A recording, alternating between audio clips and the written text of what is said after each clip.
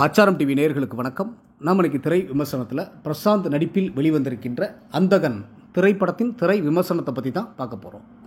இந்த படத்தை நடிகர் தியாகராஜன் இயக்கியிருக்கிறாரு. ஸ்டார் மூவிஸ் பிரீத்தி தியாகராஜன் பெருமையுடன் வழங்க சாந்தி தியாகராஜன் தயாரிச்சிருக்கிறாங்க. பிரசாந்துடன் இணைந்து பிரியா ஆனந்த், கார்த்திக், சிம்ரன், சமுத்திரகனி, கே.எஸ். ரவிக்குமார், ஊர்வசி, யோகி பாபு, மனோபாலா, வனிதா விஜயகுமார், லீலா சாம்சன், செம்மலர், பூவையார் மற்றும் பல நட்சத்திரங்கள் நடிச்சிருக்கிறாங்க. இந்த படத்தோட கதை என்னென்னு பார்த்தீங்கன்னா, பிரசாந்த் ஒரு பியானோ ஆர்டிஸ்ட், கண் குறைபாடு உள்ளவர். ஒரு நாள் பிரியா ஆனந்த் நட்பு பிரசாந்துக்கு கிடைக்க அவருடன் நெருங்கி பழகும் வாய்ப்பு கிடைக்கின்றது. பிரியா ஆனந்த் நடத்தும் பாரிலேயே ஒரு வேலை பிரசாந்துக்கு கிடைக்க இதில் வரும் வருமானத்தை வைத்து லண்டன் போக முயற்சி செய்து வருகின்றார் பிரசாந்த்.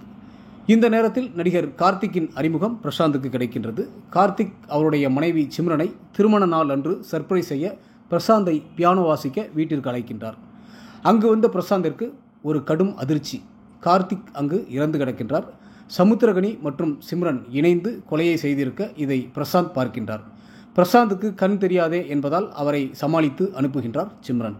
பிரசாந்த் கண் தெரியாதது போல் நடித்து வருகிறார் என்ற உண்மை சிம்ரனுக்கு தெரியவர பிரசாந்துக்கு உண்மையிலேயே கண் தெரியாதபடி செய்துவிடுகின்றார். இதன் பிறகு நடக்கும் பதட்டமும் சுவாரஸ்யமும் தான் இந்த படத்தின் மீத கதை. பிரசாந்த் கண் தெரிந்தும் தெரியாதவராக, பிறகு உண்மையிலேயே கண் பார்வை போய் கண் தெரியாதவராகும் என தனக்கு கொடுக்கப்பட்ட கதாபாத்திரத்தை சிறப்பாக செய்துள்ளார். பாடலிலும் நடனம் சிறப்பாக ஆடியுள்ளார்.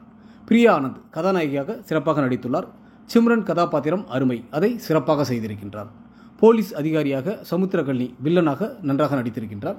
ஊர்வசி, யோகி பாபு வரும் சீன்கள் தியேட்டரில் சிரிப்பலை. சமுத்திரகனி மனைவியாக வனிதா விஜயகுமார் நடிப்பு ரசிக்க வைக்கின்றது. கே.எஸ். ரவிக்குமார் கதாபாத்திரம் அருமை. சந்தோஷ் நாராயணனின் இசையில் பாடல்களும் பின்னணி இசையும் ரசிக்க வைக்கின்றது. ரவி யாதவின் ஒளிப்பதிவு படத்திற்கு பெரிய பலமாக அமைந்திருக்கின்றது.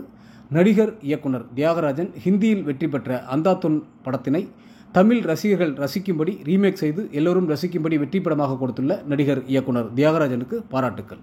ஒட்டுமொத்த படக்குழுவினருக்கும் ஆச்சாரம் டிவி சார்பாக வாழ்த்துக்கள்.